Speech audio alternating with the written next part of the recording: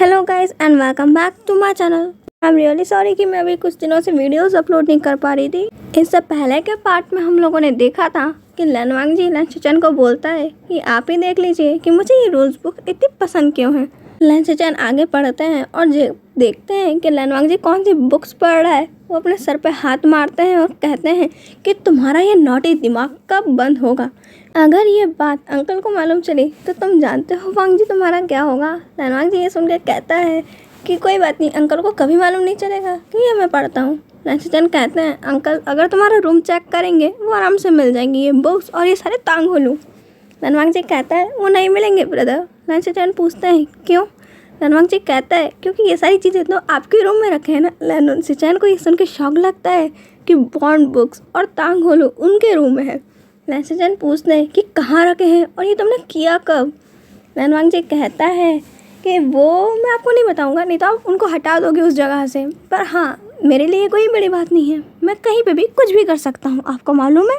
सिचन लैनवांग जी के कान पकड़ लेते हैं और कहते हैं कि तुम बहुत बदमाश होते जा रहे हो। लगता है अंकल ने तुम्हें अपने प्यार में बहुत ज़्यादा ही बिगाड़ लिया है। लैनवांग जी कहता है अगर आपका हाथ जल्दी से नहीं हटा तो मैं अंकल को कंप्लेन करूंगा कि आप मुझे पनिश कर रहे थे। सिचन कहते हैं कि तुम्हारा ब्रदर तुम्हें परेशान कर रहा है और जो तुम उसे पनिशमेंट मिलाने के इतने सारे काम करते हो, सारी मस्तियाँ तुम करते हो और उनके सारे क्लूज मेरे तरफ मोड़ देते हो कि अंकल हमेशा पनिशमेंट मुझे ही देते रहे। लैनवांग जी और लैन सिचन वहाँ बातें कर ही रहे थे, तभी वहाँ पे एक स्टूडेंट आता है और कहता है कि उन्हें उनके अंकल ने याद किया है। लैन कुरन ने याद किया है तो दोनों को तो जाना ही पड़ेगा। लैनवांग जी और लैन सिचन लैन कुरन को जाके ग्रीट करते हैं। लैन कुरन कहते हैं कि यहाँ पे स्टूडेंट्स अलग अलग क्लैन से पढ़ने आ रहे हैं। क्लैन लीडर्स के नेक्स्ट हायर्स आ रहे हैं और इस बार वैन क्लैन भी आ रहा है और इस बात का सबको खास ध्यान रखना होगा कि उनके कारण यहाँ पे उनके लैन क्लैन के कोई भी रूल्स ना टूटे और किसी और क्लैन के साथ उनकी दुश्मनी ना खड़ी हो जाए। सिचन कहते हैं कि अंकल वो लोग कब तक आ सकते हैं, उस हिसाब से हमें सभी टीचर्स की ड्यूटीज़ भी असाइन करनी होगी। लैन चिरन कहते हैं कि उनका आने का टाइम तो हो ही गया। लैनवांग जी अपने मन में सोचता है कि ओ नो, मैंने तो अभी कोई तैयारी भी की नहीं है और ये लोग इतनी जल्दी आ गए। मैंने सोचा था मैं माई ड्रीम पर्सन जिसके मैं इतने सालों से इंतज़ार कर रहा हूँ उससे आज मिल ही जाऊँगा। मुझे क्या मालूम था वो आज इतनी जल्दी आ जाएगा और अभी तो मेरे को लगता है कि मैं बिल्कुल अगली लग रहा हूँ। मेरे को पूरा तैयार होना पड़ेगा। मैं अपने ड्रीम पर्सन से मिलने के लिए बहुत एक्साइटेड हूँ। लैनवांग जी तो लैन सिचन और लैन कुरन की बाकी बातें सुने बिना ही उन्हें ग्रीट करके जल्दी से अपने रूम में भागता है और सबसे अच्छा अपना हांगफू ढूंढने लगता है कि वो कौन सा हांगफू में ज़्यादा अच्छा लगेगा।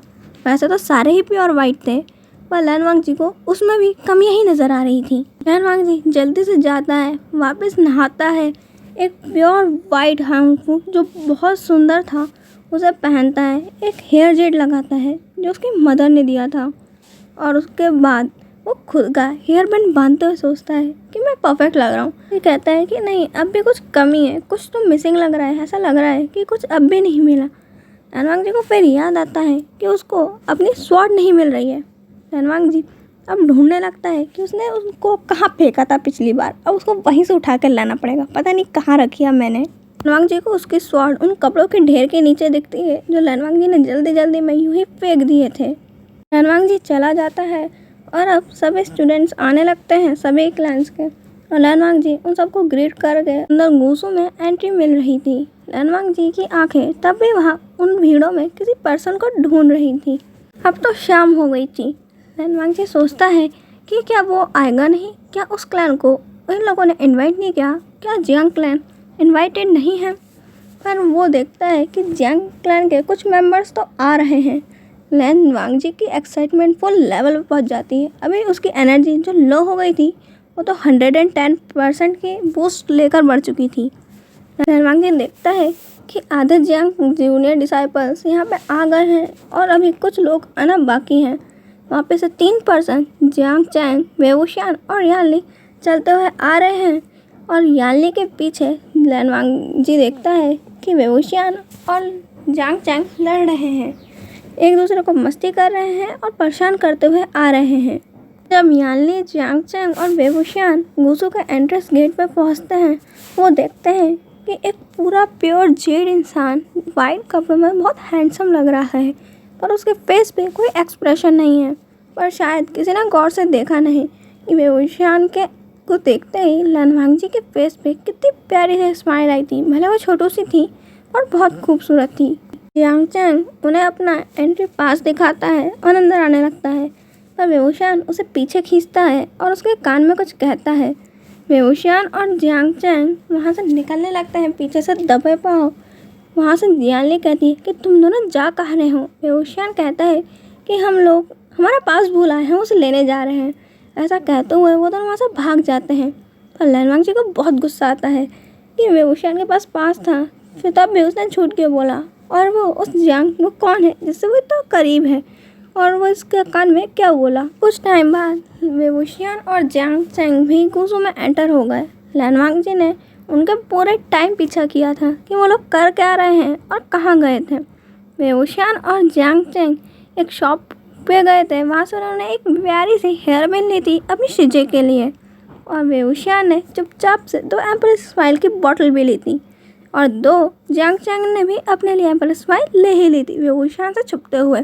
दोनों भाई एक दूसरे से छुपते हुए एम्प्रेस स्माइल तो ऐसे ले रहे थे कि उन्होंने एम्प्रेस स्माइल नहीं बहुत बड़ी चोरी या डकैती कर ली हो।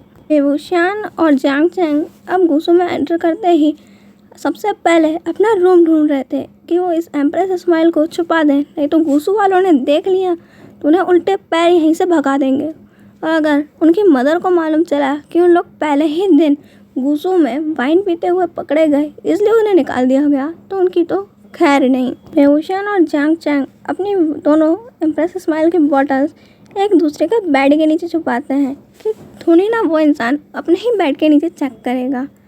और फिर वो लोग गुसू का टूर यानी कि लैन क्लैन का टूर करने के लिए निकल जाते हैं। वेवूशियान और जियांग चैंग यानलिंग के कॉटेज की तरफ जा ही रहे थे, तभी उन्हें बाद में एक पेड़ के पास से आवाज़ आने लग गई। वेवूशियान ने जब उस पेड़ की तरफ देखा तो चेरी ब्लॉसम ट्री के नीचे एक क्यूट सा एंग्री बनी यानी कि लन वांगजी था, जो उस ट्रीज को पंच कर रहा था और गुस्से में भी बहुत क्यूट लग रहा था।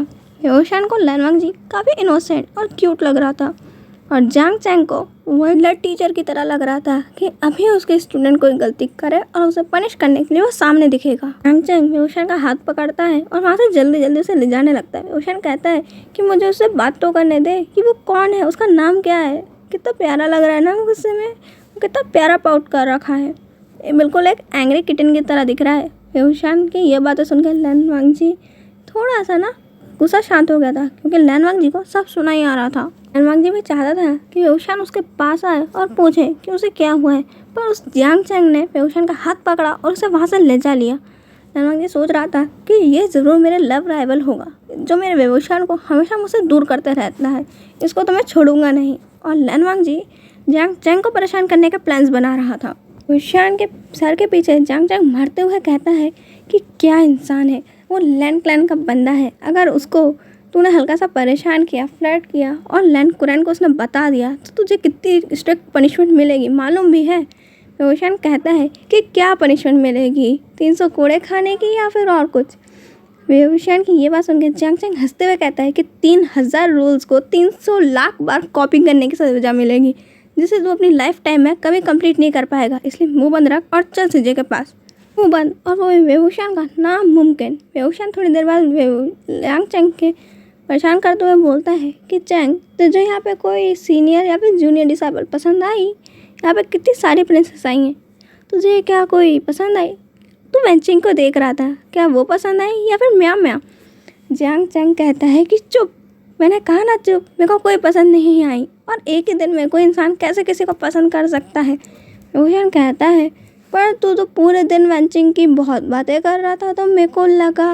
वेवूशियान की ये बात सुन के जियांग चैंग कहता है तुझे बहुत कुछ लगता है, मुंह बंद रख और अपना डर्टी माइंड बंद कर ले थोड़े टाइम के लिए। वेवूशियान और जियांग चैंग का मुंह तो तब बंद होता है जब वो देखते हैं कि जिन जूशियान उनकी सीजे के कॉटेज के बाहर चक्कर लगा रहा है। वेवूशियान और जियांग चैंग अपने पंगे भूलकर जिन जूशियान का कॉलर पकड़ लेते हैं जाके और पूछते हैं कि वो यहाँ कर क्या रहा है, और वो उनकी सीजे के कॉटेज के इतने परकम्मे क्यों लगा रहा है, उसका क्या प्लान है, क्या वो फिर से उनकी सीजे को हर्ट करना चाहता है। जिन जूशियन तो कुछ कहता नहीं है, बस उनसे अपना कॉलर छुड़वा के वहाँ से गुस्से में जाने लगता है और बड़बड़ाते हुए कहता है कि तक बाहर ये दोनों डेविल्स हैं, मेरे को तो कोई मिलने ही नहीं दे सकता। आफ्टर ऑल इंसान से ही गलती होती है, मैंने एक बार उतने अच्छे इंसान को ठुकरा दिया तो क्या मेरे को वापस प्यार नहीं हो सकता? अब हो गया प्यार तो ये दोनों डेविल्स मेरे को मेरी यानी से मिलने भी नहीं देते। बेवूशियान और जियांग चैंग ने अच्छा हुआ ये बातें सुनी नहीं थी, नहीं तो अभी जिन जुशियान उनके हाथों से पिट चुका होता। जियांग चैंग और बेवूशियान यानली को जोर जोर से आवाज़ लगाने लगते हैं, सीजे सीजे। यानली कहती है कि 2 सेकंड, क्योंकि यानली अपने रूम को अरेंज कर रही थी। बेवूशियान कहता है कि सीजे अगर आपने 2 मिनट में गेट नहीं खोला हम लोग गेट तोड़ देंगे। और वहाँ से म्या म्या गेट खोलते हुए कहती है, क्या तुम लोग थोड़ी देर शांति नहीं रख सकते? हम लोग यहाँ कुछ काम कर रही थी और तुम यहाँ सीजे सीजे का राग गा रहे थे। चैंग म्या म्या को इग्नोर करते हुए सीधे अंदर चला जाता है और बेवूशियान तो म्या म्या की तरफ बनाते हुए अंदर चला जाता है। बेवूशियान अब अपनी सीजे से कंप्लेन करने लगता है कि म्या म्या उसे बुली कर रही थी। यानली बेवूशियान के सर पर हाथ फेरते हुए कहती है, मेरे प्यारे आशियान को कोई भी बुली नहीं कर सकता। आज के लिए इतना ही, हम मिलेंगे नेक्स्ट पार्ट में, बाय।